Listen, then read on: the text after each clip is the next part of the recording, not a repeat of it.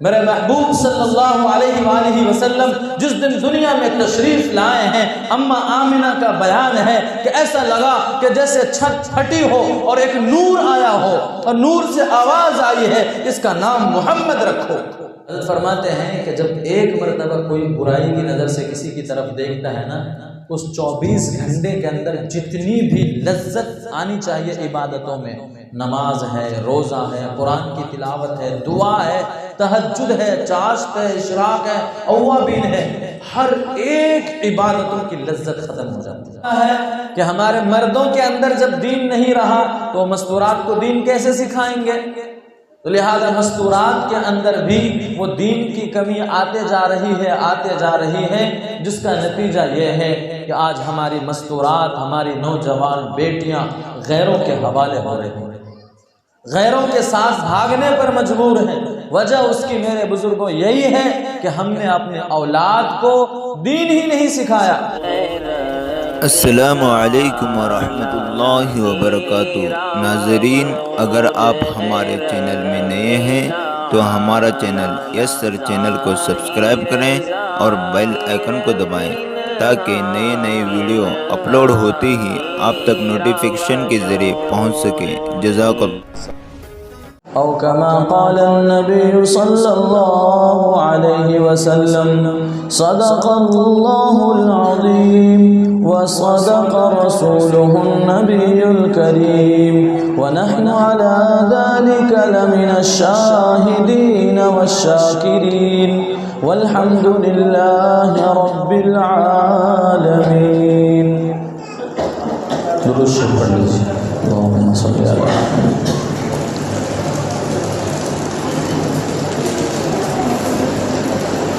میرے محترم بزرگوں اور دین بھائیوں، اصل پروگرام تو بچوں کا تھا، جو ماشاءاللہ بارش بھی آئی، اندھیرا بھی چھایا، تو بچوں کا پروگرام رکا نہیں۔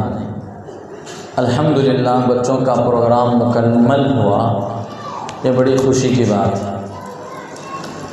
چونکہ جو جلسہ ہوتا ہے خاص طور پر مکتب کا جلسہ ہے، اسی طرح سے اسکول میں فنکشن ہوتے ہیں اور مدرسوں میں جو جلسے ہوا کرتے ہیں، اس میں چونکہ ہم بھی اسی راستے سے گزرے ہیں تو بچوں کو بہت زیادہ شوق ہوتا ہے کہ میرا نمبر آئے، میں بھی بولوں۔ اس میں بعض بچے ایسے بھی ہوتے ہیں جو بالکل زوردار بولتے ہیں، بعض بچے ایسے ہوتے ہیں جو ڈرتے بھی ہیں لیکن بولتے ہیں۔ تو خیر یہی ہمارے ننھے منھے بچے ہیں جو آگے کے مستقبل کے مفکر ہیں، داعی ہیں، مبلغ ہیں، عالم ہیں، مفتی ہیں، قاری ہیں، یا کسی اسکول اور کالج کے پروفیسر ہیں، ماسٹر ہیں، ٹیچر ہیں۔ تو چونکہ ان کو آگے ایک راستہ طے کرنا ہے تو اللہ کا کرم اور شکر ہے کہ یہ بچے ہمارے بچپن سے اس راستے میں بڑی بہادری سے سامنے آتے ہیں اور بغیر ڈرے ہوئے بات کرتے ہیں۔ اور یقیناً یہ نہ ڈرنا بچوں کے اندر بڑی کمال کی بات ہے، ورنہ ہم میں سے بڑے بڑوں کے پاؤں ہلنے لگتے ہیں جب جلسے میں بات کرتے ہیں۔ جب لوگ بیٹھے ہوں سامنے، ہزاروں کا مجمع ہو، تو بڑے بڑوں کے پاؤں ہلنے لگتے ہیں، کیا بولیں گے وہ بھی پتہ نہیں چلتا ہے بعض مرتبہ۔ لیکن یہ میرے اللہ کا کرم ہے کہ اللہ تعالیٰ نے اپنے ننھے منھے جو بندے ہیں، پیداوار ہیں اللہ کی، اللہ تعالیٰ نے ان کو اتنی طاقت دے رکھی ہے کہ وہ کسی سے گھبراتے نہیں۔ تو خیر اللہ کا شکر ہے کہ ان بچوں کا جلسہ مکمل ہوا اور ان کا پروگرام مکمل ہوا۔ اب آخر میں ہوتا ہے جو ہمارے اکابرین کی طرف سے چلا آ رہا ہے کہ جو چیف گیسٹ ہوتے ہیں، مہمان خصوصی ہوتے ہیں، ان کو دعوت دی جاتی ہے، وہ بات کرتے ہیں۔ تو اب ہمارا نمبر آیا ہے تو اللہ سے دعا کریں کہ اللہ تعالیٰ ایسی بات نکلوا دے جس سے ہم سب کے لیے فائدہ ہو، ہماری آخرت کا بھی فائدہ ہو اور دنیا کا بھی فائدہ ہو۔ اصل میں بات تو اسٹیج پر ہونا تھا، لیکن اللہ کی قدرت کے سامنے بڑے سے بڑوں کی نہیں چلتی ہے۔ چاہے کتنی بھی زیادہ انسان اپنی چال بازیاں چل جاوے اور انسان اپنی طاقت اور زور لگا دے اور انسان کے جی میں جو آئے کر لے اور وہ یہ چاہے کہ میرے اللہ کا فیصلہ بدل دوں، دنیا کی ساری طاقت مل جائے تب بھی میرے اللہ کے فیصلے کو کوئی بدل نہیں سکتا، کوئی نہیں بدل سکتا۔ تو میرے رب کا یہ فیصلہ تھا کہ ہمیں مسجد میں بیان سننا ہے، مسجد میں بات سننی ہے، تو بھلا اس فیصلے کو کون بدل سکتا ہے؟ خیر کہیں بھی ہو، دین کی بات ہے اور دین کی باتوں کو سننا، اس پر عمل کرنا ہمارے لیے بہت فائدے کی چیز ہے۔ بلکہ یوں سمجھ لیجئے کہ اگر یہ دین کی باتوں کا سلسلہ نہ ہوتا، یہ علماء کے خطاب اور بیانات نہ ہوتے، تو شاید ہمارے اندر سے ایمان کب کا نکل گیا ہوتا۔ یہ ہمارے علماء ہی ہیں کہ جن کا فضل ہے اس امت پر اور احسان ہے کہ وہ کیسے بھی ہوں، ہم انہیں دعوت دیتے ہیں، وہ آتے ہیں اور ہمارے سامنے کچھ بھی صحیح، اسلام کی کچھ ہی جھلکیاں صحیح پر وہ بات کرتے ہیں۔ ہمارے دل کے اندر جو اسلام کی روشنی مدھم پڑ رہی تھی، اسلام کا نور بجھتا ہوا نظر آ رہا تھا، اسلام کی لائٹ ٹمٹماتی ہوئی تھی، وہ علماء کے خطاب سے، علماء کی باتوں سے ہمارے وہ لائٹ روشن ہو جاتے ہیں، وہ نور جو بجھتا ہوا تھا وہ منور ہو جاتا ہے پھر، اور وہ چراغ جو اندر جل رہے تھے مدھم طریقے سے نور اسلام کے، وہ ماشاءاللہ ایک دم پوری طرح سے جگمگانے لگتا ہے۔ تو اسی لیے دین کی کوئی بھی مجلس ہو، چاہے جیسی بھی مجلس ہو، ہمیں چاہیے کہ ہم اس میں شریک ہوں۔ جب تک ہم دین کی مجلس میں نہیں بیٹھیں گے میرے بزرگوں، ہمارے ایمان کے اندر جو ہے وہ پاور اور طاقت نہیں آئے گی۔ آج کے دور میں آپ دیکھ لیجئے کہ ہمارے نوجوان جو نئی نسل ہے ان کا عالم کیا ہے۔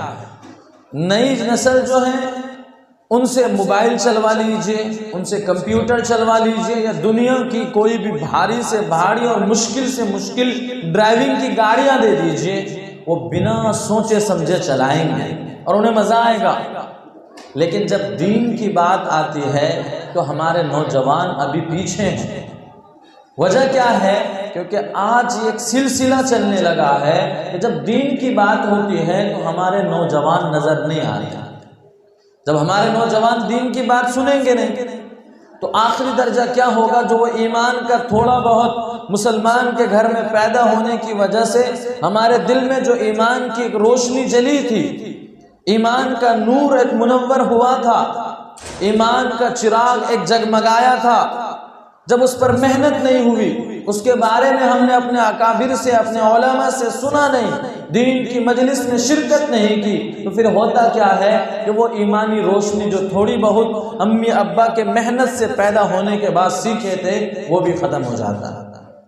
پھر اس کا نتیجہ یہ ہوتا ہے جو آج کے دور میں ہو رہا ہے، وہ کیا ہو رہا ہے کہ ہمارے نوجوان اپنے نبی علیہ السلام کے طریقوں سے دور، نبی کی سنتوں سے دور، اللہ کے احکام سے دور، نہ جنت کے تذکرے سے انہیں مزہ آتا ہے، نہ جہنم کے تذکرے سے انہیں ڈر لگتا ہے۔ نتیجہ یہ ہو رہا ہے میرے بزرگوں کہ لوگ آئے دن مرتد ہوتے جا رہے ہیں، ایمان سے نکلتے جا رہے ہیں۔ اسی طرح ہماری مستورات کا معاملہ ہے کہ ہمارے مردوں کے اندر جب دین نہیں رہا تو وہ مستورات کو دین کیسے سکھائیں گے؟ تو لہذا مستورات کے اندر بھی وہ دین کی کمی آتے جا رہی ہے، جس کا نتیجہ یہ ہے کہ آج ہماری مستورات، ہماری نوجوان بیٹیاں غیروں کے حوالے ہو رہی ہیں، غیروں کے ساتھ بھاگنے پر مجبور ہیں۔ وجہ اس کی میرے بزرگوں یہی ہے کہ ہم نے اپنے اولاد کو دین ہی نہیں سکھایا۔ ہم نے اپنے اولاد کو دین کیوں نہیں سکھایا؟ کیونکہ ہم نے خود اپنے علماء کے بیانات کو نہیں سنا۔ ہم نے اپنے اکابر، بڑے آئے چھوٹے آئے، کسی کی بات ہو، دین کی بات تو دین کی بات ہے۔ حضرت علی کرم اللہ وجہہ ارشاد فرماتے ہیں کہ تم یہ نہ دیکھو کہ کون بات کر رہا ہے، بلکہ یہ دیکھو کہ بات کس کی ہو رہی ہے۔ بات کرنے والا کبھی چھوٹا ہوگا، کبھی بڑا ہوگا، کبھی بڑے ادارے کا شیخ الحدیث ہوگا، کبھی مکتب کا ایک استاذ ہوگا، کبھی مسجد کا امام ہوگا، کبھی مسجد کا مؤذن ہوگا، کبھی مفتی ہوگا، کبھی قاضی ہوگا، کبھی دین کا داعی ہوگا اور امیر ہوگا۔ اگر وہ دین کی بات کر رہا ہے تو دیکھو کہ وہ دین کی بات ہے، لہذا انہیں اپنے سینے سے لگاؤ، اس پر عمل کرو، یہ نہ دیکھو کہ کون بات کر رہا ہے۔ اور آج اس کا الٹا ہو رہا ہے، ہو یہ رہا ہے کہ ہم سب سے پہلے دیکھتے ہیں کہ بات کرنے والا کون ہے۔ کوئی بڑا آدمی ہے تو چلو بھائی مجلس میں جاتے ہیں صرف کان کی لذت کے لیے کہ بھائی وہ بہت اچھی بات کرتے ہیں، اور اگر دین کی بات ہو رہی ہے، دعوت و تبلیغ کی بات ہو رہی ہے، دعوت کی بات ہو رہی ہے، اس سے بھی بھاگتے ہیں کہ کتنا سننے کا، چھوڑو یار جانے دو، جب دیکھو ایک ہی بات کرتے رہتے ہیں۔ تو اس کا نتیجہ یہ ہوا میرے بزرگوں، میرے بھائیوں، میرے نوجوان دوستوں، کہ ہمارے اندر سے دین نکلتا جا رہا ہے، اور ہمارے دنیا میں آنے کا سب سے بڑا مقصد ہی یہی تھا کہ ہم دین کو اپنے اندر لائیں۔ آج جس عنوان پر مجلس رکھی گئی، یہ جلسہ رکھا گیا، ابھی اس پر بات شروع ہونا باقی ہے۔ یہ تو صرف ایک تمہیدی بات ہم نے آپ کے سامنے رکھی ہے کہ جلسے کا فائدہ کیا ہوتا، کسی کے بیان میں بیٹھنے کا فائدہ کیا ہوتا۔ اب اپنے اصل مقصد کی طرف میرے بزرگوں چلیں کہ چونکہ آج کے دن کے بارے میں بہت زیادہ مشہور یہ ہے کہ 12 ربیع الاول ہے۔ 12 ربیع الاول کو ہمارے آقا، دنیا کے تاجدار، دنیا کے دلہا، دونوں جہاں کے سردار، محبوب رب، محبوب کائنات، جن و انس کے سردار، 1,24,000 نبیوں کی امامت کرنے والے امام الانبیاء جناب محمد الرسول اللہ صلی اللہ علیہ وآلہ وسلم کی پیدائش کا دن ہے۔ یہ مشہور ہے، حالانکہ بہت زیادہ اس بات میں اختلاف ہے کہ کیا ہمارے آقا دنیا میں اسی دن تشریف لائے تھے یا اس سے ایک دن پہلے یا اس کی کسی اور تاریخ میں۔ تو صحیح بات میرے بزرگوں یہ ہے کہ کسی بھی محدث نے، کسی بھی مورخ نے متعین تاریخ نہیں لکھی ہے کہ اسی دن پیدا ہوا، کسی نے نہیں لکھی۔ بعضوں کا قول ہے کہ 9 ربیع الاول کو آپ دنیا میں تشریف لائے تھے، بعضوں کا قول ہے 13 ربیع الاول کو تشریف لائے تھے، اور بعضوں کا کہنا ہے 12 ربیع الاول کو آئے تھے۔ اب آپ اس میں سے کس کو مانیں گے؟ لہذا کوئی دن متعین نہیں، البتہ اتنا متعین ہے کہ میرے نبی پیر کے دن پیدا ہوئے تھے۔ پیدا ہونے کی کیفیت کیا تھی؟ میرے آقا دنیا میں کیسے تشریف لائے تھے؟ میرے آقا کے دنیا میں آنے سے پہلے حضرت مولانا ابوالکلام آزاد صاحب رحمت اللہ علیہ لکھتے ہیں کہ دنیا میں سناٹا تھا، چرند و پرند پر سناٹے تھے، بادلوں کی بادل کے جو بادل پنے ہیں اس میں خاموشی تھی، چاند بے نور ہو گیا تھا، سورج اپنی روشنی بھول چکا تھا، ستارے جگمگانا چھوڑ چکے تھے، اور سمندروں کے اندر لہریں اٹھنا بند ہو گئی تھی، گویا زمین و آسمان پر ایک سکتہ طاری تھا، ایک خاموشی طاری تھی۔ کیوں؟ اس لیے کہ ہر ایک صرف اس انتظار میں تھا، ہر ایک اس انتظار میں تھے کہ بس ایک کائنات کا دلہا آنے والا ہے جس کی گواہی کے لیے عیسیٰ علیہ السلام کو اللہ نے بھیجا، جن کے دنیا میں تشریف لانے سے پہلے اللہ نے تمام نبیوں کو، دنیا کے بنانے سے پہلے اللہ نے تمام نبیوں کی روحوں کو جمع کیا عالم ارواح میں، اور وہاں اللہ نے اپنے آنے والے اس محبوب کے لیے، اس محبوب کائنات جناب مصطفیٰ صلی اللہ علیہ وآلہ وسلم کے تشریف لانے سے پہلے اللہ نے تمام نبیوں کی روحوں کو جمع کیا، اور جمع کرنے کے بعد ان سب سے ایک وعدہ لیا کہ اگر تمہارے رہتے ہوئے میرا محبوب آ جائے تو بولو لَتُؤْمِنُنَّ بِهِ، کیا تم ان پر ایمان لاؤ گے؟ نبی سے وعدہ لیا جا رہا، ہم جیسے امتیوں سے نہیں۔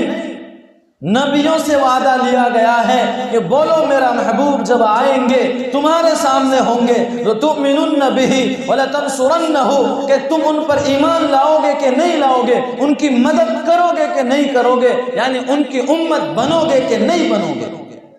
نبیوں نے کہا تھا اقررنا، یا اللہ ہم اس بات کا وعدہ لیتے ہیں، اقرار کرتے ہیں کہ آپ کے محبوب، آپ کے حبیب جناب مصطفیٰ صلی اللہ علیہ وآلہ وسلم جب دنیا میں تشریف لائیں گے اور ہم میں سے جو بھی موجود ہوگا ان پر ایمان لائیں گے، ان کا لایا ہوا کلمہ لا الہ الا اللہ محمد الرسول اللہ پڑھیں گے۔ نبیوں نے یہ وعدہ کیا تھا اللہ سے۔ نبیوں نے کون سے نبی؟ موسیٰ جیسے جلیل القدر کلیم اللہ نبی، ابراہیم جیسے خلیل اللہ نبی، اسماعیل جیسے ذبیح اللہ نبی، اور حضرت عیسیٰ علیہ السلام جیسے روح اللہ نبی۔ ان کے علاوہ جتنے انبیاء ہیں کم و بیش 1,24,000 کے قریب انبیاء لکھے ہیں محدثین نے، مفسرین نے۔ اتنے سارے نبیوں کا اللہ سے وعدہ تھا کہ آپ کے محبوب آئیں گے تو ہم ان پر ایمان لائیں گے۔ میرے بھائیوں، میرے بزرگوں، ہم اور آپ خوش نصیب ہیں کہ اللہ نے ہم پر اتنا بڑا فضل اور احسان فرمایا کہ ہم نے اپنے اللہ سے مانگا نہیں تھا کہ یا اللہ محبوب کی امت بنائیے گا، یا اللہ اپنے حبیب کی امت بنائیے گا، یا اللہ اپنے چہیتے لاڈلے نبی کا، لاڈلی امتی کا ایک فرد بنائیے گا، مسلمان امت کے گھر میں پیدا کیجیے گا۔ ہم نے اللہ سے وعدہ، اللہ نے ہم سے نہ وعدہ کیا نہ اللہ سے ہم نے دعا کی تھی میرے بزرگوں، لیکن میرے رب کا کرم ہوا ہم پر، آپ پر اور اس امت کے ہر فرد پر کہ بنا مانگے میرے اللہ نے ہم سب کو محمد مصطفیٰ صلی اللہ علیہ وسلم کی امت میں پیدا فرمایا۔ کیا شان ہے میرے نبی کی جب آپ دنیا میں تشریف لانے والے ہیں۔ بی بی آمینہ رضی اللہ تعالی عنہا، آپ ان کے بطن میں ہیں، آپ اپنی ماں کے پیٹ میں ہیں، اور اماں آمینہ جب گلیوں میں چلتی ہے مکہ کے تو بادل اوپر سے سایہ کرتا ہے، اور اماں آمینہ جب چلتی ہیں تو درخت کے پتے جھک جھک کر سلام کرتے ہیں، کنکریاں سلام کرتی ہیں، کنویں پر جاتی ہیں پانی بھرنے کے لیے، بوری پر جاتی ہیں پانی بھرنے کے لیے۔ عام عورتیں تو وہ پانی اپنے ہاتھوں سے کھینچتی ہیں، لیکن لکھا ہے کہ کنویں کا پانی خود اوپر آتا تھا، خود اوپر آتا تھا۔ اور اس سے پہلے کا ایک واقعہ سناؤں میں، کچھ دن پہلے، 2 دن پہلے جمعہ میں نے ایک جگہ بات کی، وہاں بھی یہ واقعہ سنایا میرے بزرگوں کہ اصل میں بہت لمبا واقعہ ہے۔ میرے نبی کے کس کس پہلو کا تذکرہ آپ کے سامنے چھیڑا جائے۔ میرے نبی کی زندگی کا ہر لمحہ، ہر ایک سیکنڈ اپنے اندر سمندر رکھتا ہے، اس کو بیان نہیں کیا جا سکتا۔ آتے گئے، آج سے 1400 سال پہلے سے آتے گئے مقررین، آتے گئے واعظین، آتے گئے مفسرین، آتے گئے محدثین، آتے گئے فقہائے کرام، آتے گئے مؤرخین، اور نہ جانے کتنے افراد آئے، لیکن میرے نبی کی صفت بیان کرتے کرتے، میرے نبی کی تعریف کرتے کرتے وہ سب چلے گئے، لیکن میرے نبی کی تعریف ابھی بھی ختم نہیں ہوئی ہے اور قیامت تک ختم نہیں ہوگی۔ میرے آقا علیہ السلام ایسے تھے میرے بزرگوں۔ حضرت بابا عبداللہ جو ہمارے نبی کے ابا ہیں، ان کے دادا نے ایک زمزم کا کنواں کھودنا چاہا، خواب کے ذریعے سے بتلایا گیا زمزم کا کنواں کھودنا چاہا، تو مکہ کے سرداروں نے آپس میں مخالفت کی اور لڑنا شروع کر دیا کہ نہیں، ہم کنواں کھودنے نہیں دیں گے، جو پہلے سے کنواں ہے وہی رہنے دو۔ تو حضرت عبد المطلب جو آپ کے دادا حضرت ہیں، انہوں نے یہ وعدہ کیا اللہ سے، جس کو ہم اور آپ منت ماننا کہتے ہیں، نظر ماننا کہتے ہیں۔ منت مانی کہ یا اللہ اگر تو نے مجھے 10 اولاد دی اور وہ سب مضبوط بنے اور انہوں نے ان ظالموں سے مقابلہ کیا میرے رہتے ہوئے، تو میں اپنے ایک بیٹے کو آپ کے نام پر قربان کر دوں گا۔ یہ لمحہ زمانے نے اور آسمان و زمین نے ہمارے نبی کے آنے سے پہلے آپ کے نسب میں حضرت اسماعیل علیہ السلام کے ساتھ دیکھ لیا تھا۔ یہی تاریخ پھر دہرائی جا رہی تھی۔ لہذا اللہ کا کرنا کہ اولادیں ہوئی اور 10 بیٹے ہوئے، 11 بیٹے ہوئے، وہ سب کے سب بہادر اور مضبوط بنے۔ ان میں سب سے لاڈلے ہمارے اور آپ کے محبوب صلی اللہ علیہ وسلم کے ابا جان عبداللہ جی تھے، جو ہمارے نبی کے دادا کو بہت پیارے تھے، بہت پسند کرتے تھے اور لاڈلے آخری تھے، چہیتے تھے۔ کیا ہوا کہ بس وعدہ یاد آیا کہ میں نے اللہ سے منت مانی ہے، لہذا ایسا کرو کہ اب کسی ایک بیٹے کو اللہ کے لیے قربان کرنا ہے۔ خیر میرے بزرگوں، القصہ مختصر یہ کہ بہت سب بیٹوں کو بلایا، بلانے کے بعد بتلایا اپنا وعدہ کہ میں نے یہ کام اللہ سے وعدہ کر رکھا ہے، لہذا اب میں چاہتا ہوں کہ تم میں سے ایک کو قربان کرو۔ واقعہ ہوا، بتلانے والے نے بتلایا کہ یہ نام نکالا گیا تو حضرت عبداللہ کا نام آیا، میرے نبی کے ابا کا نام آیا کہ انہیں ذبح ہونا ہے، اللہ کے نام پر قربان ہونا ہے۔ آزمائش عبد المطلب کی شروع ہوئی۔ حضرت عبد المطلب سب سے چہیتے اور لاڈلے بیٹے کو ذبح کرنا پسند نہیں کرتے، لیکن اللہ کی طرف سے ان کو یہ بتلایا جا رہا ہے، وہ جو بتلانے والے لوگ تھے کہ تمہارا اللہ یہ چاہتا ہے، تمہارا رب یہ چاہتا ہے، تمہارا خالق یہ چاہتا ہے کہ تمہارا عبداللہ ذبح ہو، لہذا عبداللہ کا نام نکلا ہے اس تیر پر، عبداللہ کو ذبح کرو۔ جب یہ دیکھا تو سب کے سب مکہ کے جو دوسرے آپ کے ماننے والے تھے، چونکہ ہمارے نبی کے دادا بھی سردار تھے تو سرداروں کے ماننے والے بھی بہت ہوتے ہیں، وہ سب دوڑے بھاگے آئے کہ حضرت آپ یہ کیا کر رہے ہیں، اتنے لاڈلے بیٹے کو آپ کیسے ذبح کریں گے؟ تو کہا کہ پھر کیا اپائے ہے بتلاؤ؟ تو بتلایا کہ ایک جگہ ہے، وہاں پر ایک عرافہ، وہ ہاتھ وغیرہ دیکھنے والے ہوتے نہیں، وہ رہتی ہے، وہ بتلاتی ہے ایک چیز، لہذا آپ ان کے پاس چلے جائیں اور ان سے معلوم کریں وہ کیا مشورہ دیتی ہے، لہذا آپ اس کے حساب سے عمل کریں۔ پتہ چلا وہ خیبر میں ہے، جو مدینے کے قریب میں ہے۔ خیبر میں پہنچے اور وہ عرافہ کے پاس پہنچے۔ وہ عرافہ، اب یہاں ایک بات بتلا دوں میرے بزرگوں، یہ بات بیچ میں آئی کہ ہاتھ دکھانا یہ جائز نہیں ہے۔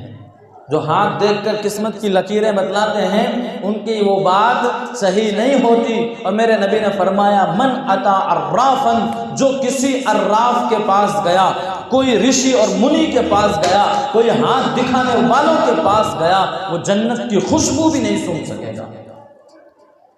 ایک واقعہ یاد آیا، لطیفے کے طور پر، ہنسنے کے طور پر، مزاحیہ طور پر سناتا ہوں۔ ہمارے استاد نے سنایا کہ پڑوس ملک میں ایک بہت بڑے انسان تھے، لیکن وہ آنکھ سے نابینا تھے۔ آنکھ سے نابینا تھے تو اپنے گھر کو جا رہے تھے، جاتے ہوئے انہوں نے ایک آدمی کو سنا کہ ہاتھ دکھاؤ اور قسمت جانو۔ یہ اعلان کرتے ہوئے سنا کہ ہاتھ دکھاؤ قسمت جانو، ہاتھ دکھاؤ قسمت جانو۔ تو وہ جو مولانا صاحب تھے انہوں نے دیکھیں ذرا آزمائے تو صحیح کیا قسمت بتلاتے ہیں۔ تو جانے کے بعد ان کو کہا کہ میرا ہاتھ دیکھ لو، دکھایا ہاتھ۔ تو دیکھنے کے بعد وہ جو عراف ہوتے ہیں وہ ہماری زندگی میں کوئی ایسا معاملہ ہوا رہتا وہی بولتے ہیں، اور ہم سوچتے ہیں بہت بڑا پہنچا ہوا آدمی، اور پھر ہم یقین کر لیتے ہیں کہ بھائی یہ تو بہت بڑا انسان ہے، ہماری ساری مصیبت ختم کر دے گا۔ میرے بزرگوں، ابھی میں مطالعہ کر رہا تھا، حضرت شیخ عبد القادر جیلانی رحمۃ اللہ علیہ کے بارے میں بتایا گیا کہ یہاں کے لوگ انہی کو بہت محبت کرتے ہیں۔ محبت کرنا چاہیے، ولیوں سے محبت کرنا چاہیے، اللہ کے نبی کے صحابہ سے محبت کرنا چاہیے، اپنے علماء سے محبت کرنا چاہیے، اپنے اکابرین سے محبت کرنا چاہیے۔ تو خیر ان کی زندگی پر میں پڑھ رہا تھا، کبھی ابھی بات آئی، حضرت کا یہ اعلان تھا کہ جو کچھ کرنے والا، ہر ایک کا یہی اعلان ہے، لیکن حضرت اپنے چاہنے والوں کو کہتے تھے کہ اللہ کے سوا کسی کو بادشاہ ہم نہیں مان سکتے۔ جو کرتا ہے معطی، دینے والا، لینے والا، روکنے والا اور عطا کرنے والا، ہر چیز کا مالک اللہ ہے، لہذا کوئی بھی ہاتھ دیکھ کر بتلانے والا یہ بتلا ہی نہیں سکتا صحیح، بتلا ہی نہیں سکتا صحیح۔ جب اللہ کے ولیوں کو پتہ نہیں ہوتا، اللہ کے نبی علیہ السلام کو پتہ نہیں کہ ہمارے صحابہ کے ساتھ آگے کیا ہونے والا ہے۔ ایک آدمی دھوکہ دے کر میرے نبی کے 70 صحابہ کو لے گئے اور لے جانے کے بعد شہید کر دیا۔ میرے آقا کو اگر پتہ ہوتا آگے کی بات تو کیا میرے آقا بھیجتے؟ نہیں بھیجتے۔ تو جب اللہ کے ولیوں کو، نبیوں کو پتہ نہیں، یہ بازار پر ہاتھ دیکھنے والے جن کے چہرے پر نور نہیں، جن کی نماز دل کی نماز ہوتی ہے، مجھے نماز ہو گئی، کہتے ہاں ہو گئی، کہاں پڑھے؟ مدینے میں پڑھے۔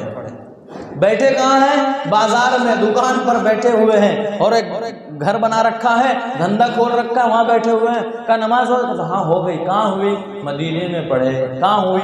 مکے میں پڑھے۔ اس پر بہت ساری باتیں یاد آ رہی ہے، میں اس کو یہیں روکتا ہوں۔ تو وہ جو پڑوس ملک میں عالم تھے وہ ان کے پاس گئے، چلو ذرا دیکھوں تو صحیح کہ یہ کیا بتلاتا ہے۔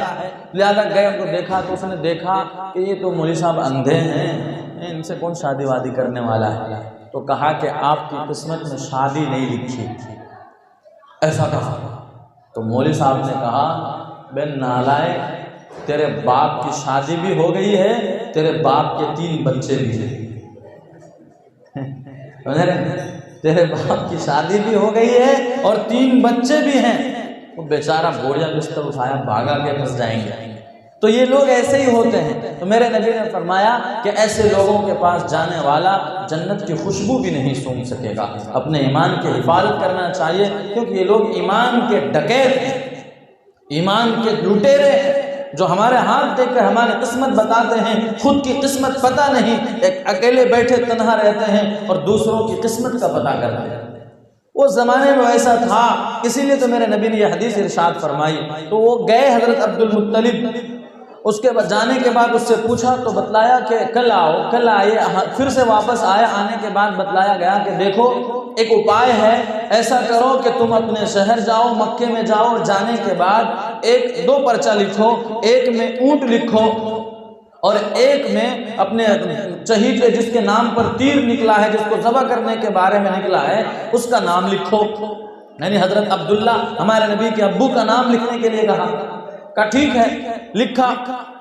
کہا کہ اس کو پھینکنا اور اس میں سے ایک پرچہ اٹھانے والا اٹھائے، دیکھے جس کا نام آتا ہے اس کے حساب سے فیصلہ کرے۔ اگر عبداللہ کا نام آتا ہے تو پھر عبداللہ کے بدلے میں 10 اونٹ اور بڑھاؤ، پھر پھینکو۔ لہذا اس طرح سے جب بھی عبداللہ کا نام آئے 10 اونٹ بڑھاتے جاؤ، جب تک اونٹ کا نام نہ نکلے تب تک اونٹ بڑھاتے جاؤ۔ لہذا یہ لوگ خوش ہوئے، اور اونٹ کی کیا کمی تھی؟ واقعی فیل سے کے موقع پر آپ کو معلوم ہے کہ جب وہ ابرہہ نامی ظالم آیا کعبۃ اللہ کو توڑنے کے لیے، تو اللہ تعالیٰ نے اپنے کعبہ کی حفاظت تو کی، لیکن عبد المطلب جو تھے ان کے پاس اونٹ تھے بہت زیادہ، سب پر اس ابرہہ نے قبضہ کر لیا تھا۔ خیر وہ قبضہ جب کیا تھا، اس میں بات نکل جاتی ہے میرے بزرگوں، تو قبضہ جب کیا تو اس نے ابرہہ نے بلایا کہ بلاؤ کعبہ کے سردار کو، مکہ کے سردار کو، ہم بات کریں گے۔ وہ آئے، اور آنے کے بعد ابرہہ نے سوچا کہ یہ تو اپنے کعبہ کو بچانے کی بات کریں گے، بھائی دیکھو میری مسجد مت توڑو، میں تو مسجد کا متولی، ایسا نہ کرو، تمہیں جاؤ واپس۔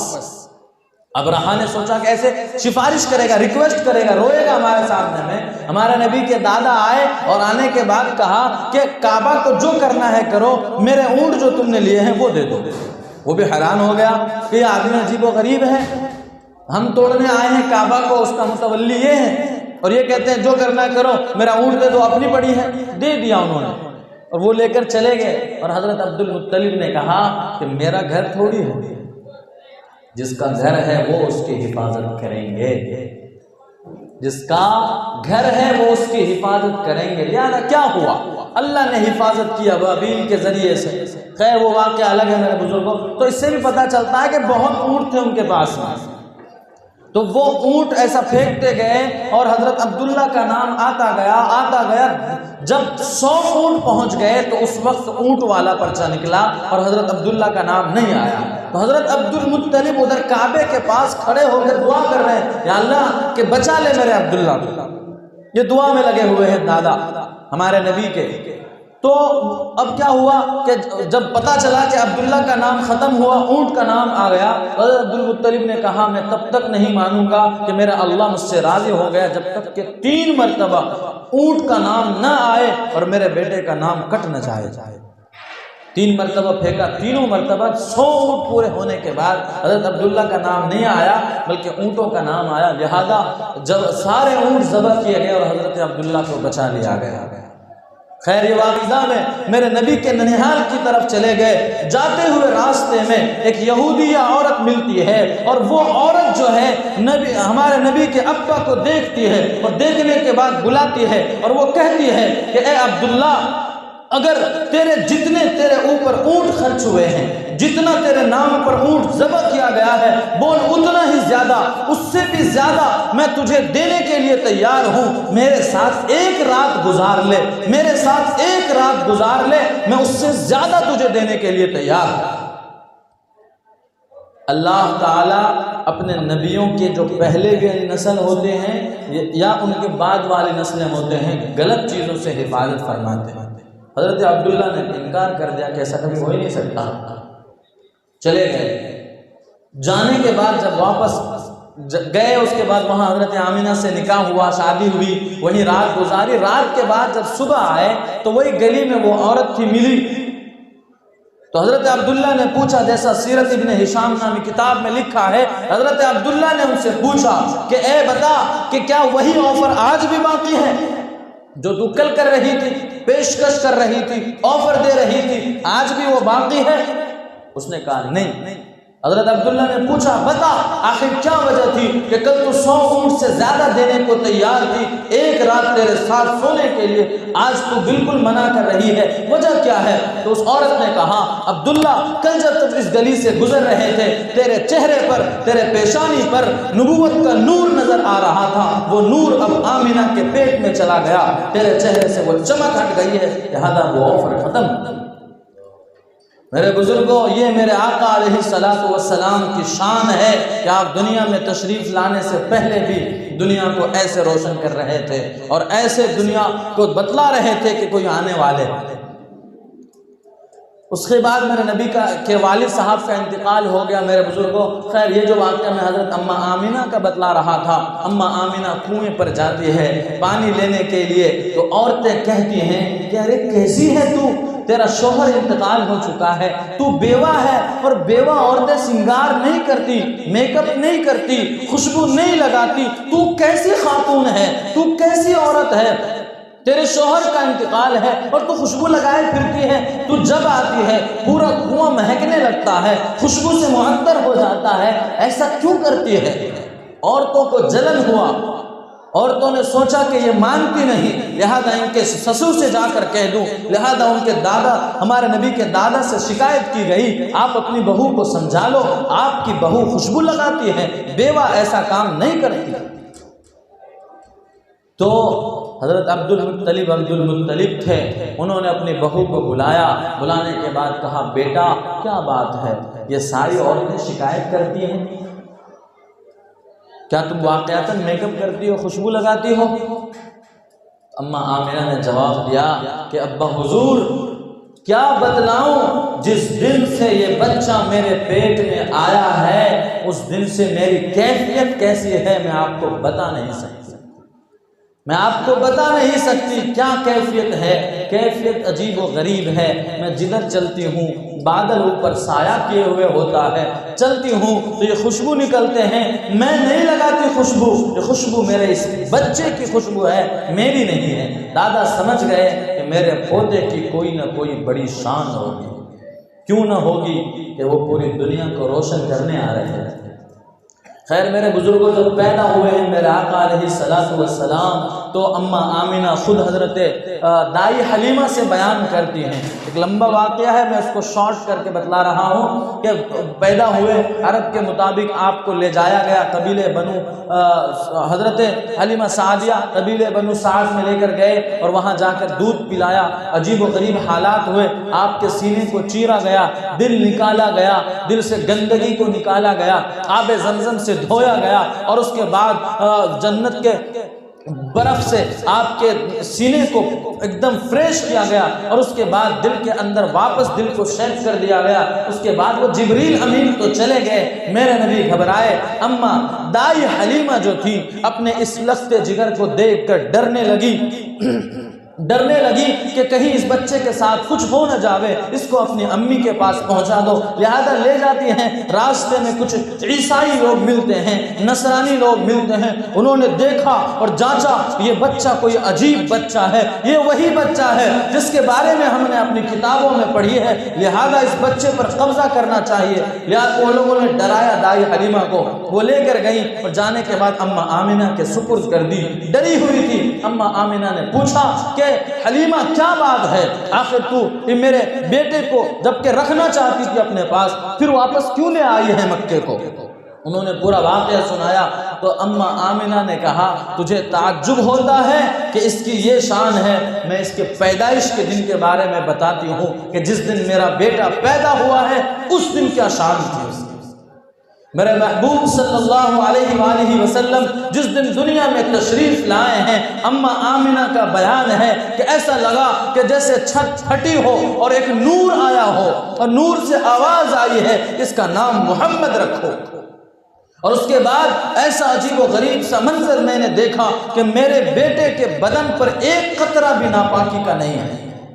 ہمارے یہاں ڈلیوری ہوتی ہے، چاہے کیسی بھی ڈلیوری ہو، بچہ گندا پیدا ہوتا ہے، پھر انہیں صاف کیا جاتا ہے، لیکن میرے آقا کی پیدائش نرالی ہے کہ آپ کے بدن پر گندگی نہیں تھی۔ آپ کے ناف جو تھے اپنے امی کے ساتھ جو جڑا ہوا ہوتا ہے بچہ کا، وہ کٹا ہوا تھا، کوئی زخم نہیں۔ آپ ختنہ شدہ دنیا میں تشریف لائے ہیں۔ میرے نبی کی شان نرالی ہے، میرے محبوب کی آمد نرالی ہے، اور میرے پیارے آقا صلی اللہ علیہ وسلم جب آئے ہیں، اماں آمنہ کا بیان ہے کہ ایسا ہوا کہ محبوب میرا بیٹا، میرا لخت جگر، میرا نور نظر، وہ ایسا ہوا سجدے میں چلا گیا، اور سجدے پر ہاتھ زمین پر رکھا، چہرہ آسمان کی طرف اٹھایا، گویا کچھ اعلان کیا، کچھ اشارہ کیا کہ اشارہ میرے بزرگوں کیا تھی؟ اشارہ یہی تھی، اشارہ یہی تھا کہ میں آیا ہوں دنیا کو اللہ سے جوڑنے کے لیے، میں آیا ہوں زمین والوں کو آسمان والوں سے جوڑنے کے لیے۔ کیوں؟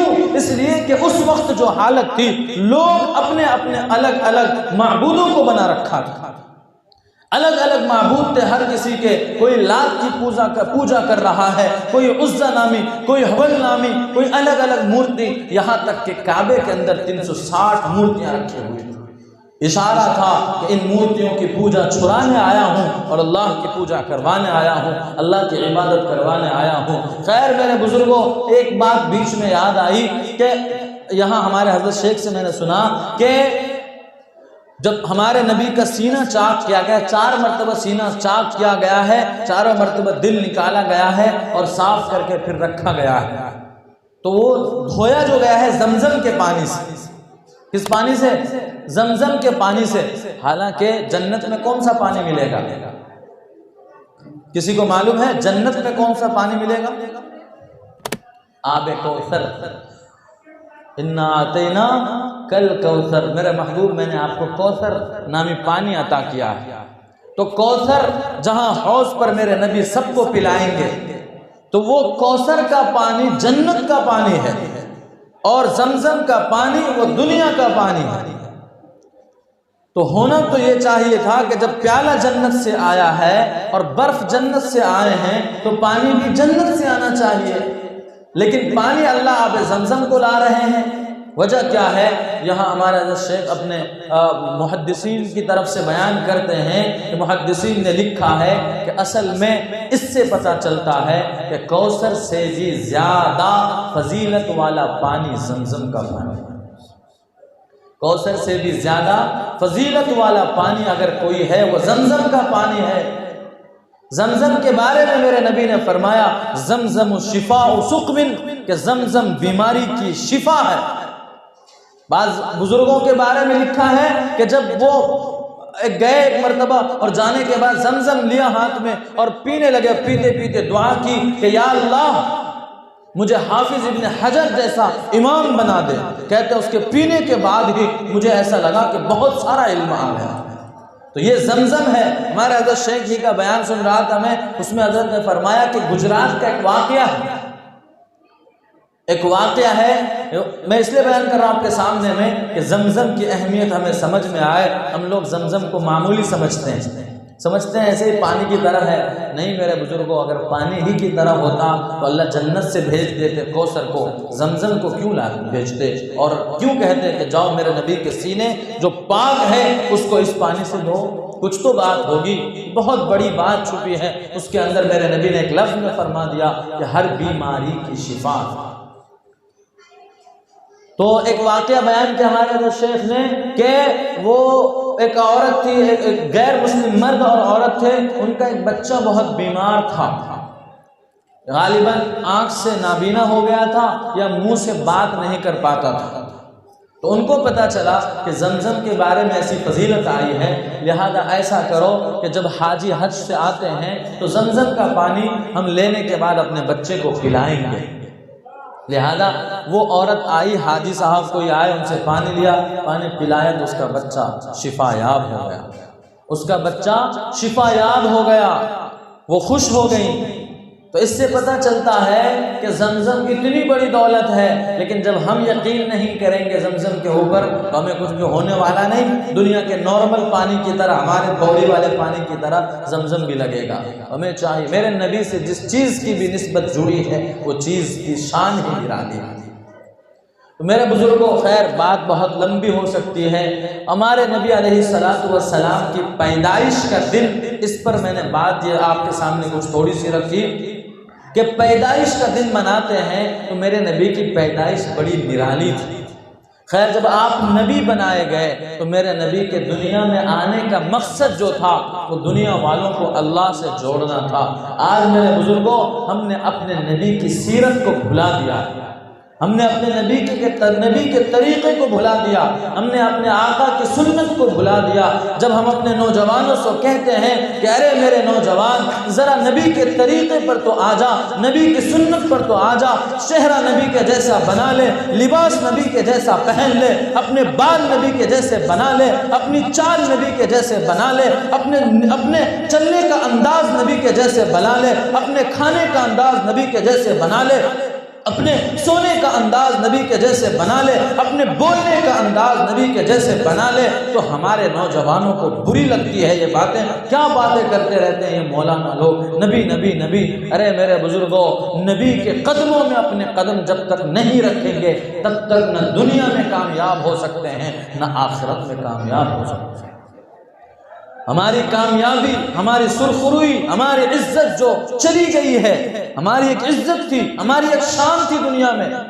کوئی آدمی اسلام پر آواز اٹھانے سے پہلے 100 مرتبہ سوچتا تھا کہ ہم بولے یا نہ بولے اسلام کے بارے میں، لیکن آج ہر ایرے گہرے نتو خیرے جو آتا اسلام پر آواز اٹھاتا، اسلام کے لانے والے جناب محمد الرسول اللہ صلی اللہ علیہ وسلم پر آواز اٹھاتا ہے۔ یہاں تک کہ بعض ناہنجار اللہ تک پر گالیاں بکتے ہیں۔ یہ وجہ کیا ہے میرے بزرگوں؟ ہماری شان و شوکت کہاں چلی گئی؟ ہمارا دبدبہ کہاں چلا گیا؟ ہم نے اپنے نبی کے طریقے کو چھوڑ دیا، اپنے آقا کے طریقے کو چھوڑ دیا۔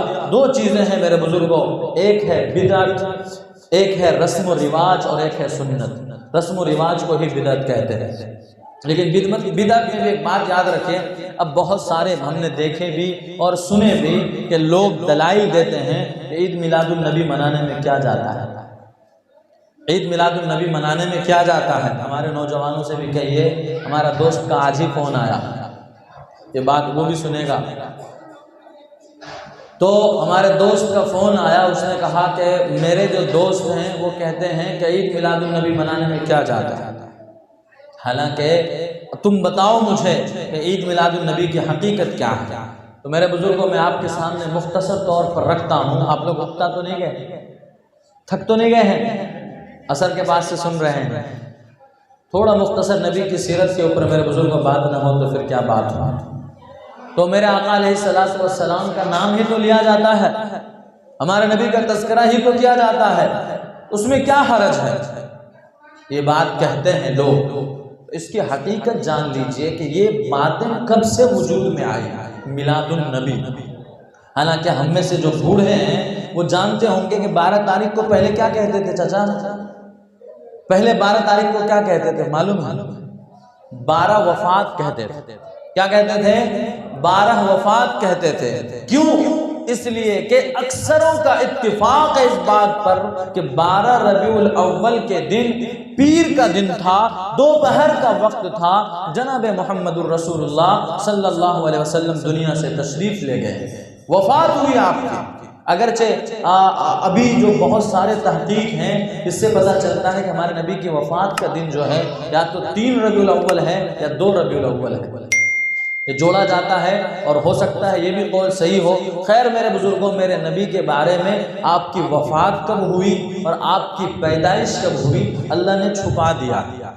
حالانکہ صحابہ کرام جو تھے انہوں نے ہمارے نبی کے ایک ایک ادا کو امت کے سامنے رکھا۔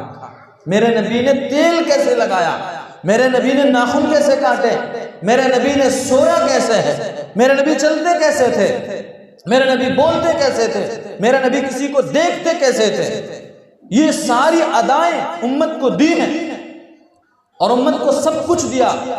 یہاں تک کہ آپ کے گھر کے اندر آپ کیسے رہتے تھے، اما عائشہ رضی اللہ تعالی عنہا نے امت کو دیا کہ میرے نبی ایسے ہی گھر میں رہتے تھے جیسے کہ باہر تم لوگ اپنے گھروں میں رہتے ہو، یعنی نارمل انسان کی طرح رہتے تھے، کوئی شان نہیں۔ نبی گھروں میں جھاڑو لگایا کرتے تھے۔ آج ہمارے مردوں کو کہہ دیا اگر بیوی کہ ذرا جھاڑو لگاؤ جی، اتنا کہہ تو دے خالی، کیا سے کیا ہو جائے گا، بجلی گرا دیں گے شوہر کہ تم کو شرم نہیں آتی، کما کے بھی کھلانا اور بھی ہم کو گھر میں جھاڑو لگانے کہتی ہے۔ ارے میرے بزرگوں، یہی ہے نبی کی سیرت، یہی ہے اصل نبی کی بات کہ میرے نبی کے طریقے کو اپنایا جائے۔ میرے آقا نے گھر میں جھاڑو بھی لگائے ہیں، میرے آقا نے گھر کے اندر آٹے بھی گوندے ہیں، ہاں میرے آقا نے کبھی فاقے بھی کیے ہیں، میرے آقا نے ہر وہ کام کیا ہے جو ایک انسان کرنا چاہتا ہے، کیوں؟ تاکہ امت کے لیے آسانی۔ تو یہ سیرت ہے ہمارے نبی کی، اسی پر امت کو آنا چاہیے۔ اب میں بتا رہا تھا وہ کہ عید میلاد النبی کی شروعات کب سے ہوئی، تو اس کے بارے میں یاد رکھیں، ایک اصول بتلا دیتا ہوں آپ کو۔ ہمارے بزرگوں کی طرف سے جو بات ہے اس اصول پر آئیے کہ ہمارے اسلام میں 3 دور گزرے ہیں جس کی تعریف ہمارے نبی نے خود کی ہے۔ کتنے دور؟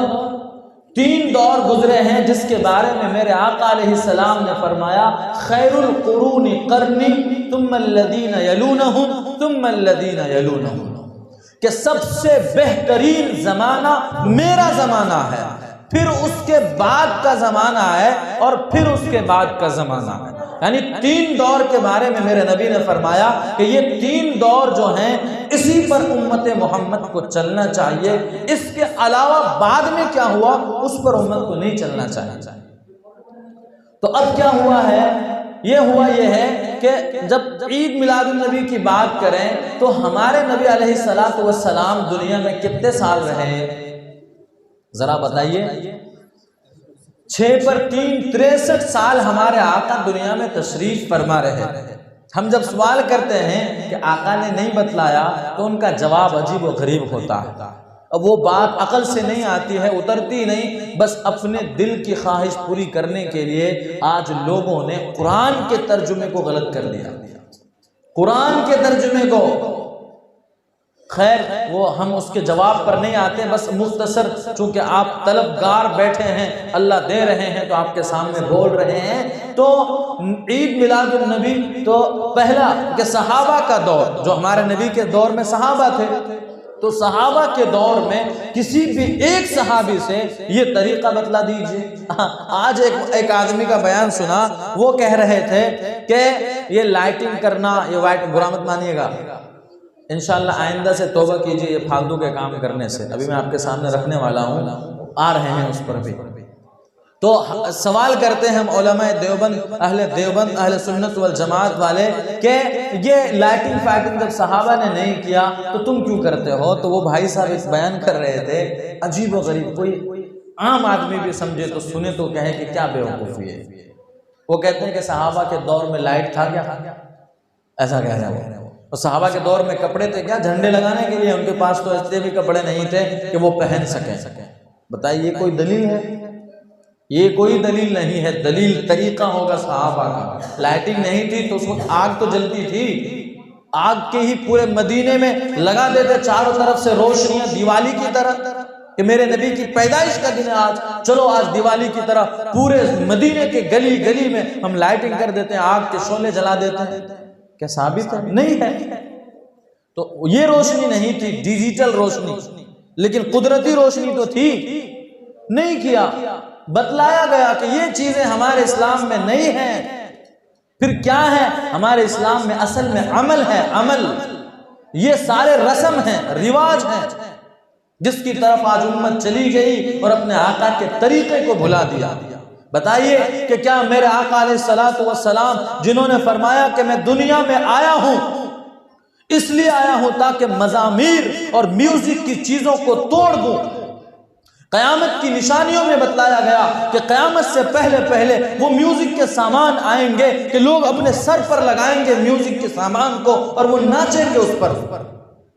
تو میوزک کو برا اسلام نے کہا، آج ڈی جے بجا رہے ہیں اور کہتے ہیں کہ نبی کی پیدائش پر ہم خوشی منا رہے ہیں، اور بے غیرتی کی انتہا یہاں ہو گئی کہ میرے آقا علیہ السلام کا ہرا گنبد کا کیک بناتے ہیں، اللہ کے گھر کے کعبے کی تصویر کیک پر لگاتے ہیں۔ ارے شرم نہیں آتی؟ اس کعبہ کو ڈھانے کے برابر یہ گناہ کر رہے ہیں کہ اس کعبے کی تصویر پر چھری چلاتے ہیں۔ بتائیے میرے بزرگوں، یہ نبی سے عاشقی ہے، یہ نبی سے محبت ہے، یہ نبی سے عشق کی نشانی ہے۔ جو نبی ڈی جے اور یہ بری چیزوں سے منع کر گئے، اس نبی کی پیدائش کا دن اگرچہ متعین نہیں ہے، اور پھر اس دن کو متعین کر کے یہ کام کرنا اور کہنا کہ کیا برائی ہے، عید کی تو مناتے ہیں۔ کیسے دیوبندی لوگ ہیں یہ لوگ عید کی برائیاں کرتے ہیں، ان کو نبی سے محبت نہیں۔ ارے نبی سے محبت کی نشانیاں بتاؤں علماء دیوبند کی، کہ علماء دیوبند کی کیسی محبت تھی۔ قاسم العلوم والخیرات حضرت مولانا قاسم نانوتوی بانی دارالعلوم دیوبند رحمت اللہ علیہ، ان کی محبت رسول، ان کے عشق رسول کی داستان میرے بزرگوں آپ کے سامنے مختصر رکھوں۔ کیسی محبت تھی آقا سے۔ لکھا ہے کہ جب حج کو گئے ہیں، اونٹنی پر سوار ہیں یا اونٹ پر سوار ہیں، مدینہ المنورہ سے پہلے معلوم ہو گیا کہ یہ حجاز مقدس نظر آ رہا ہے، یہ مدینے کی گلیاں نظر آ رہی ہیں، یہ مدینے کے مینارے نظر آ رہے ہیں، یہ گنبد خضرا نظر آ رہا ہے، یہ مدینے کے چوک چوراہے نظر آ رہے ہیں، یہ مدینہ شریف کی زمین نظر آ رہی ہے۔ لہذا وجد میں آئے، حال طاری ہوا، اونٹ پر سے کود گئے، اور کودنے کے بعد پاؤں میں جو جوتی پہنی تھی وہ جوتی کو اتار کر اونٹ کے کجاوے میں رکھ دیا اور پیدل چلنے لگے۔ یہ وہ زمانہ تھا جبکہ کوئی پکی سڑکیں نہیں تھی، کوئی پکی اور بہترین اچھے اینٹیں نہیں لگے ہوئے تھے، ٹائلز نہیں لگے ہوئے تھے، بلکہ میرے بزرگوں پتھریلی زمین تھی، پتھر تھے اور نوکیلے پتھر تھے۔ اس پر حضرت قاسم نانوتوی رحمت اللہ علیہ اتر گئے، اور اترنے کے بعد عشق و مستی میں چلنے لگے، اور ایسا عشق طاری ہوا کہ بھول گئے کہ ہم کیا کر رہے ہیں۔ حضرت گنگوہی رحمت اللہ علیہ بھی ساتھ تھے، مولانا رشید احمد گنگوہی رحمت اللہ علیہ۔ انہوں نے دیکھا کہ یہ حضرت مولانا قاسم صاحب کے طریقے پر چلتے ہوئے دوسرے لوگ بھی کود کر اتر رہے ہیں، اور ایسا چلنے لگے۔ تو حضرت نے کہا کہ ان لوگوں کو کیا ہو گیا، یہ مولانا قاسم نانوتوی کی نقل اتار رہے ہیں، ان کی نقل نہیں اتار سکیں گے، کیونکہ ان پر حال اور عشق و مستی طاری ہے رسول کی، ان پر محبت طاری ہے اپنے نبی کی، ان کی نقل نہیں کر سکیں گے۔ لہذا ہوا ایسا ہی کہ کوئی 100 قدم پر جا کر واپس اونٹ پر آیا کہ بابا ہم سے نہیں ہوتا، کوئی 2 قدم چلے، کوئی 5 قدم، پھر واپس سب کے سب سوار ہو گئے۔ لیکن حضرت مولانا قاسم نانوتوی رحمت اللہ علیہ مسجد نبوی تک تشریف لے گئے، اور پاؤں سے خون نکل رہے تھے، اصل سنانا ہے آگے میرے بزرگوں۔ جب حال طاری ختم ہوئی اور عشق و مستی کے وہ سرور ختم ہوئے، ہوش میں آئے تو ان سے پوچھا گیا کہ حضرت آپ نے یہ کیا کیا، پورے پاؤں دیکھ لیجئے کیا ہو گیا۔ تو حضرت مولانا قاسم نانوتوی رحمت اللہ علیہ کا جواب سنیے، فرمایا کہ قاسم کا گستاخ جوتا اس کی طاقت نہیں رکھتا ہے کہ آقا جس گلی میں چلے ہوں اس گلی میں جوتا پہن کر چل سکے۔ کیا عشق تھی میرے بزرگوں، کیا محبت تھی۔ اور پھر جب انگریز کا دور یہاں تھا اور وارنٹ جاری ہوا تو اعلان ہوا کہ قاسم کو بھی پکڑا جائے انگریزوں کی طرف سے، تو حضرت 3 دن کے لیے چھتے والی مسجد میں چھپ گئے، جو دارالعلوم دیوبند ہے اس کے بازو میں ہی وہ مسجد ہے، وہاں چھپ گئے۔ 3 دن کے بعد واپس نکل آئے۔ لوگوں نے کہا کہ حضرت ابھی کیسے، ابھی چھپ جائیے، ابھی انگریز پکڑیں گے آپ کو، پھر پھانسی دے دیں گے۔ تو حضرت نے کہا کہ لوگوں سن لو، میرے آقا علیہ الصلوۃ والسلام ہجرت کے موقع پر غار ثور میں 3 دن چھپے تھے۔ میرے نبی کی سنت پر، میرے نبی کی نقل پر یہ قاسم بھی صرف 3 دن چھپتا ہے، چوتھے دن میرے آقا نہیں چھپے تھے، لہذا آقا کا یہ غلام یہ قاسم بھی نہیں چھپ سکتا۔ یہ محبت تھی ہمارے علماء دیوبند کی، ایک نہیں میرے بزرگوں، حضرت مولانا الیاس صاحب تھے، حضرت مولانا یحییٰ صاحب تھے، حضرت شیخ الحدیث شیخ زکریا رحمۃ اللہ علیہ تھے، حضرت مولانا حسین احمد مدنی تھے، حضرت شیخ الہند رحمۃ اللہ علیہ تھے، حضرت تھانوی رحمۃ اللہ علیہ تھے، حضرت سہارنپوری رحمۃ اللہ علیہ تھے، حضرت مہاجر مکی رحمۃ اللہ علیہ تھے۔ یہ سب عشق و مستی کے ایک داستان ہے جو اپنے نبی سے عشق کر گئے۔ وہ ہم پر الزام لگاتے ہیں کہ یہ لوگ عید نہیں مناتے، عید منانے میں کیا جاتا ہے، کفر کے فتوے لگاتے ہیں ہم پر اور کہتے ہیں کہ نبی سے محبت نہیں ہے ان دیوبندیوں۔ کیا محبت کی نشانی یہی ہے کہ ڈی جے بجایا جائے، جس کے بارے میں میرے نبی نے منع فرمایا؟ کیا محبت کی نشانی یہی ہے کہ فضول خرچی کیا جاوے، جس کے بارے میں میرے نبی نے فرمایا فضول خرچی کرنے والا شیطان کا بھائی ہے؟ تو یہ محبت نہیں، محبت وہ ہے کہ میرے نبی کے زندگی پر عمل کیا جائے، یہ اصل محبت ہے۔ اور ہمارے سارے اکابرین اسی پر تھے کہ سب نے محبت کی داستانیں لکھی ہیں۔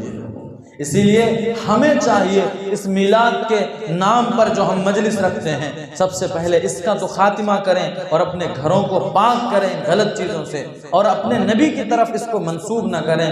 جب میں وہ بتلا رہا تھا کہ 3 دور اصل ہیں، اصول بتلا رہا تھا آپ کو، نبی کے صحابہ کا دور، اس کے بعد والے تابعین کا دور، اس کے بعد تبع تابعین کا دور، جس کے بارے میں ہمارے نبی نے خود فرمایا کہ یہ تینوں زمانے بہتر ہیں۔ ان تینوں زمانوں میں جب کسی نے نہیں کیا ہے تو پھر اب کے زمانے میں کوئی بھی کر لے اس کی بات نہیں مانی جائے گی۔ یہ عید میلاد النبی کب سے شروع ہوئی؟ حضرت مفتی سعید صاحب پالنپوری رحمۃ اللہ علیہ، سابق شیخ الحدیث دارالعلوم دیوبند، فرماتے ہیں کہ یہ 5ویں صدی جب تھی تب جا کر ایک بادشاہ تھا علاء الدین نام کر کے، یا صلاح الدین ایسا کچھ نام تھا اس بادشاہ کا، اس نے یہ شوشہ چھوڑا اور یہ عید منانا شروع کیا 5ویں صدی میں، جبکہ صحابہ کا دور، تابعین اور تبع تابعین کا دور ختم ہو چکا۔ تو اسی لیے میرے بزرگوں، ان چیزوں کے پیچھے پڑنے کے بجائے نبی کی سیرت پر آئیں، نبی کی صورت پر آئیں کہ میرے آقا کی زندگی کیسی تھی، اس پر عمل کیجیے۔ ہم سب کو چاہیے کہ ہم اس پر عمل کریں۔ میرے آقا کی زندگی کیسی تھی؟ میرے نبی ہمیشہ معاف کرنا سکھاتے تھے۔ ایک روایت یاد آئی، حضرت عمر ابن خطاب رضی اللہ تعالی عنہ اور دوسرے سارے حضرات بیٹھے ہوئے تھے۔ ایک یہودی جنہوں نے ہمارے نبی کے بارے میں اپنی کتابوں میں پڑھ رکھا تھا اور سن رکھا تھا کہ وہ نبی جو ہیں ان کو اپنی ذات کے لیے وہ بدلہ نہیں لیتے ہیں، یہ ہمارے نبی کی نبوت کی نشانی میں ان کی کتابوں میں لکھ کر رکھا۔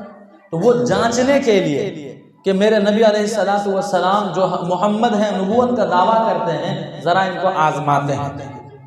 کیا ہوا؟ قرضہ دیا میرے نبی کو، اور قرضے کی مدت ابھی 3 دن باقی تھی۔ ابھی قرضے جیسے ہم نے ٹائم دیا کہ بھئی فلاں تاریخ کو آپ مجھے پیسے دو، میں فلاں تاریخ کو آپ کو لوٹا دوں گا۔ وہ تاریخ آنے سے 3 دن پہلے ہی وہ یہودی آیا، اور آنے کے بعد میرے نبی کو بہت برا بھلا کہا کہ محمد تو ایسا، تیرا خاندان ایسا، تیرا باپ ایسا، ایسے کر کے غلط الفاظ کہے، اور کہنے کے بعد کہا کہ میرا قرض لا۔ حضرت عمر رضی اللہ تعالی عنہ جاہ و جلال والے، ان کو یہ برداشت نہیں ہوا۔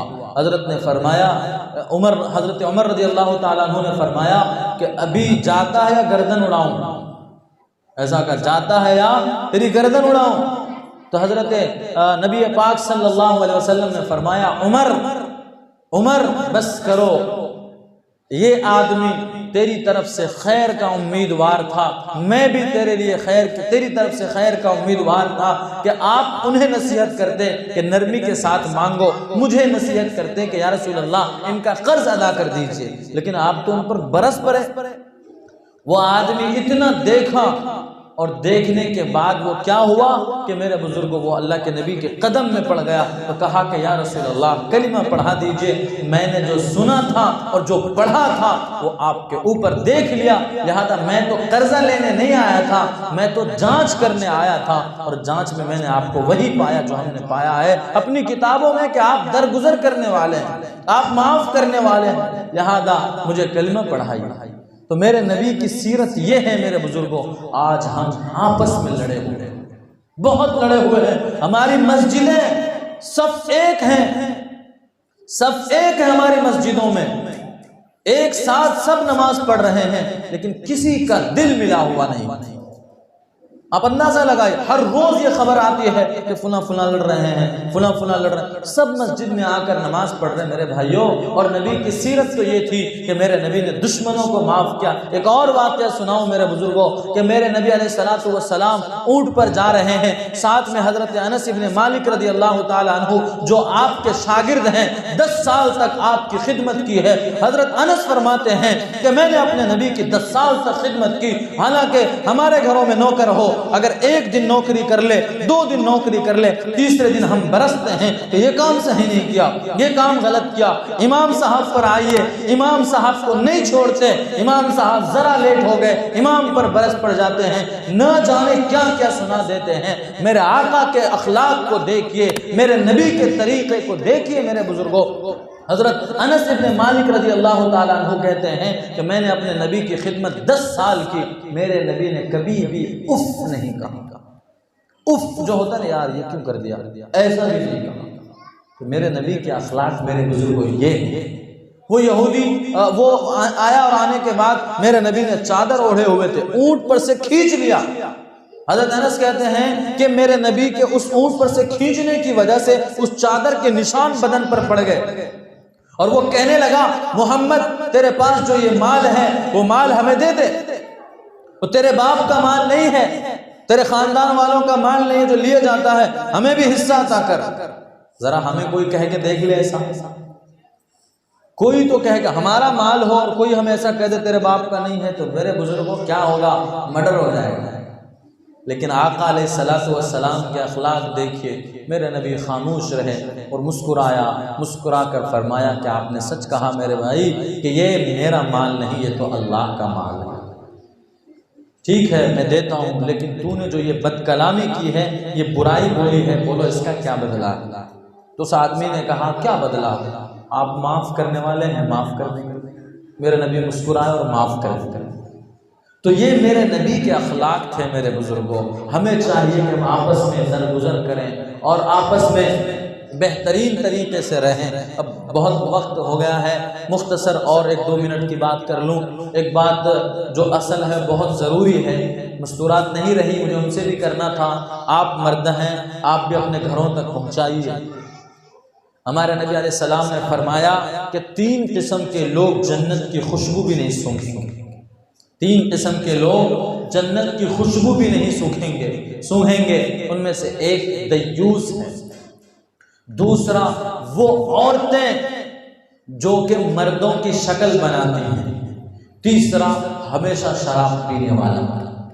ان تینوں میں سے ہمیشہ شراب پینے والا بھی صحابہ کو سمجھ میں آ گیا، اور جو عورتیں مردوں کی شکل بناتی ہیں وہ بھی سمجھ میں آ گیا کہ بھئی عورتوں کے کپڑے الگ ہونے چاہیے، عورتوں کے لباس الگ ہونے چاہیے. افسوس میرے مسلمانوں ہم پر ہے کہ ہم اپنے بچیوں کو بچپن سے یہ سمجھتے ابھی تو بچی ہے، ٹی شرٹ پہناتے ہیں، جینس پہناتے ہیں، بچی ہے کیا ہوگا.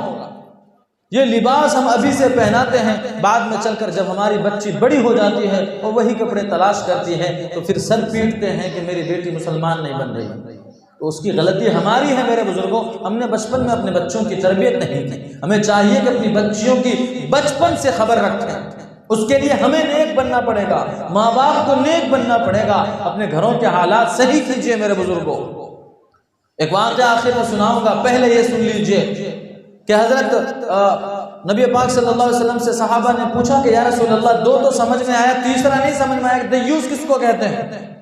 فرمایا وہ مرد جو اپنے گھر کی بیٹیوں، بہو، عورتوں کو برائی کرتے ہوئے دیکھ رہا ہے پھر بھی آنکھیں بند کر کے خاموش ہے، ایسا مرد بھی چاہے تہجد گزار ہے، چاہے نیک ہے، چاہے مفتی ہے، قاضی ہے، عالم ہے، 4 مہینے لگایا، چلے لگایا، سالوں میں گھوما، ہر مہینے کے 3 دن لگایا، گشت کیے، سب کچھ کیا، لیکن اپنی بیٹیوں پر نظر نہ رکھی، اپنی بیویوں پر نظر نہ رکھی، ان کو برائی کرتے ہوئے دیکھتا رہا، موبائلوں میں گانے سنتے ہوئے، موبائلوں میں غیر محرموں کی طرف دیکھتے ہوئے ان بچیوں کو دیکھتا رہا اور خاموشی اختیار کی. ایسا مرد بھی جنت کی خوشبو نہیں سونگ سکے گا. سوچئے میرے بزرگوں، ہمارے گھروں میں موبائل ہے، ہمارے گھروں میں ٹی ویاں ہیں، ہماری بیٹیاں شان سے صوفے پر بیٹھتی ہیں، ٹی وی میں غیر محرم مردوں کو دیکھتی ہیں، اور ہمیں جتنا معلوم نہیں ہم سے زیادہ ہماری بچیوں کو معلوم ہے فلم ایکٹروں کے نام، کرکٹروں کے نام، ڈرامہ، بلکہ بعض عورتوں کے بارے میں تو سننے میں آیا، انڈیا کو چھوڑیے، انڈیا سے باہر کے بھی ایکٹر ہیں، ان کا بھی نام یاد ہے۔ کتنی بے غیرتی اور بے شرمی کی بات۔ سب کا ذریعہ کون بن رہا ہے؟ ہم مرد بن رہے ہیں۔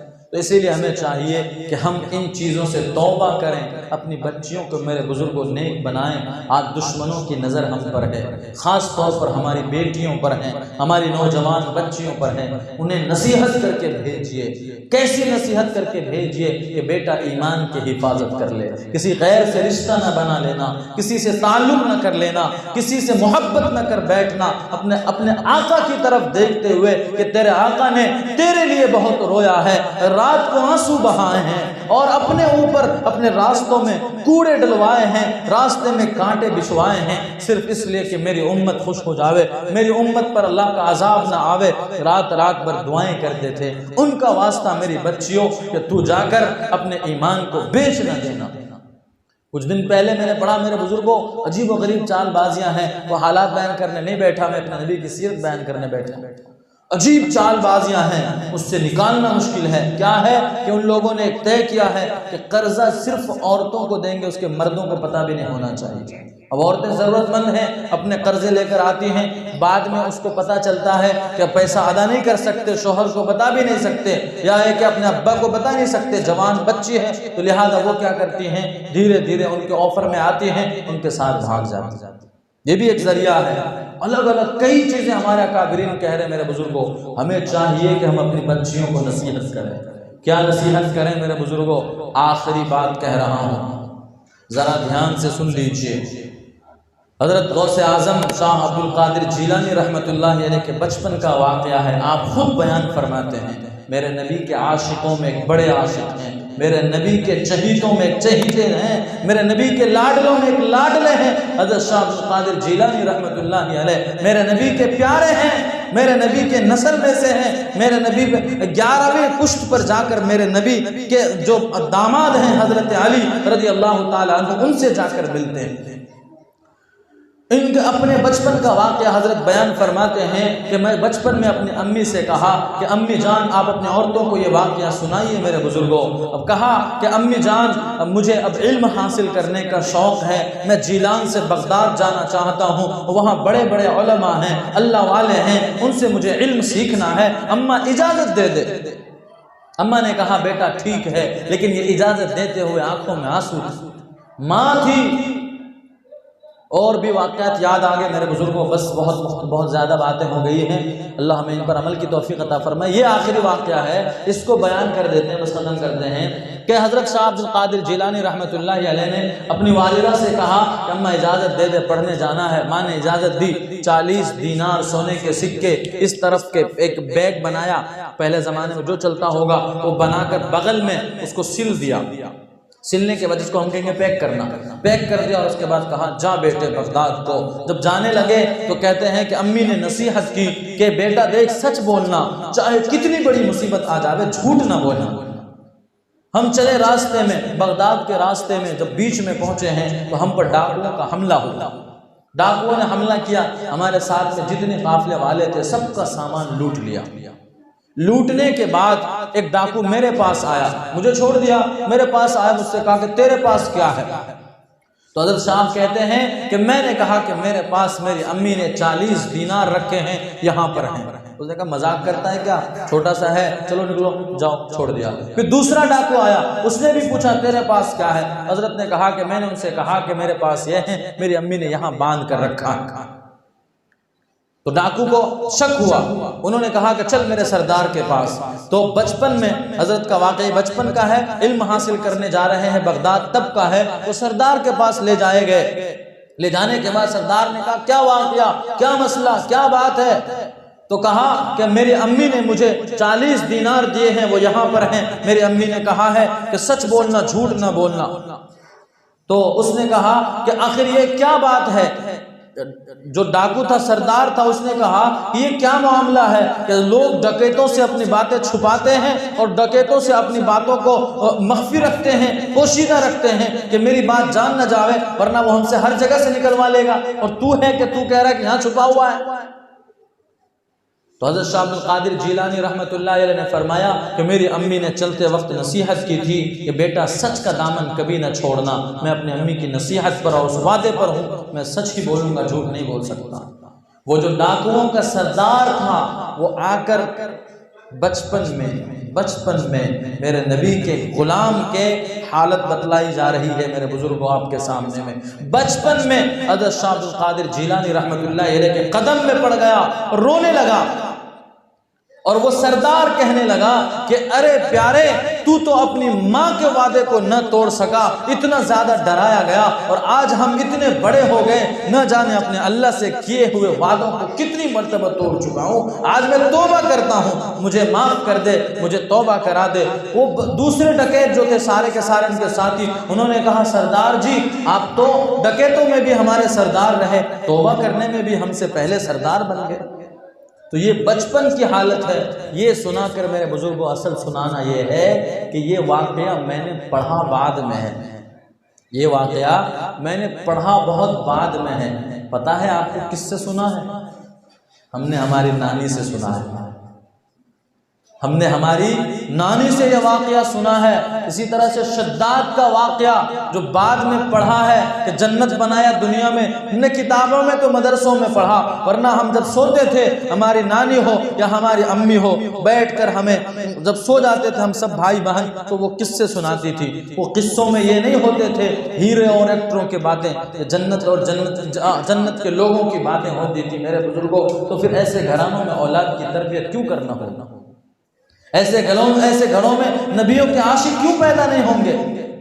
تو یہ واقعہ میں اپنے آپ کو بہت بڑا نہیں کہہ رہا ہوں، لیکن میں بتلاتا ہوں کہ ہمارے گھر کے عورتوں کا پہلے یہ عالم تھا کہ اپنی بچیوں کو یہ سنایا کرتے تھے، اپنے بچوں کو یہ سنایا کرتے تھے۔ لیکن افسوس کہ آج ماؤں کو فرصت نہیں ہے، آج بہنوں کو فرصت نہیں ہے، آج دادیوں کو فرصت نہیں ہے، آج نانیوں کو فرصت نہیں ہے کہ وہ اپنی بچیوں کو اس طرح بٹھا کر نصیحت کر دے۔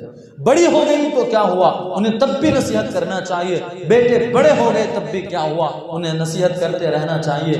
ماں اور باپ کی نصیحت بچے کو بہت فائدہ پہنچاتی ہے۔ خیر میرے بزرگوں، یہ پوری باتیں ہیں جن میں خلاصہ یہی ہے کہ ہمیں یہ جو دن آتے ہیں، ایک دن کے لیے ہم نہیں مناتے نبی کی میلاد، ہم ہر روز نبی کے آنے کو مرحبا کہتے ہیں، ہم ہر روز کہتے ہیں میرے نبی دنیا میں آئے، مرحبا یا رسول اللہ، ہم ہر روز کہتے ہیں۔ اس کا مطلب یہی ہے کہ ہم اپنے نبی کی زندگی پر ہر روز عمل کرنا چاہیے، ہم ہر روز عمل کریں، یہ نہیں کہ دن میں 365 دن میں ایک دن منا لیا باقی بھول گئے۔ ہمیں چاہیے کہ اپنے نبی کی زندگی کو اپنی زندگی میں اتاریں اور اپنے نبی علیہ السلام کی نصیحتوں کو اپنی زندگی میں لائیں۔ نبی نے جن برائیوں سے منع کیا ہے ان برائیوں کو چھوڑ دیں۔ میرے بزرگوں، آج سب مل کر یہ وعدہ کیجئے انشاءاللہ آئندہ سے کبھی بھی ڈی جے تو نہیں بجائیں گے، کبھی نہیں بجائیں گے، وعدہ کیجئے۔ انشاءاللہ نہیں بول رہے آپ، زور سے بولیے انشاءاللہ۔ ہاں، ڈی جے سے بالکل دور رہیے میرے بزرگوں۔ ہمارے نوجوان بھائیوں، بہت بے حیائی کا دور ہے، آپ جس طرف انٹرنیٹ کھولیں گے، جس طرف جائیے، ہمارے پاس سب ہے، انسٹاگرام ہے، فیس بک ہے، ٹویٹر ہے، جو بھی ہے، ہر ایک سوشل میڈیا پر رہنا پڑتا ہے۔ آپ جدھر جائیے برائی ہے، بے حیائی ہے، اپنی نظروں کی حفاظت کیجیے، اپنے آپ کو بچائیے۔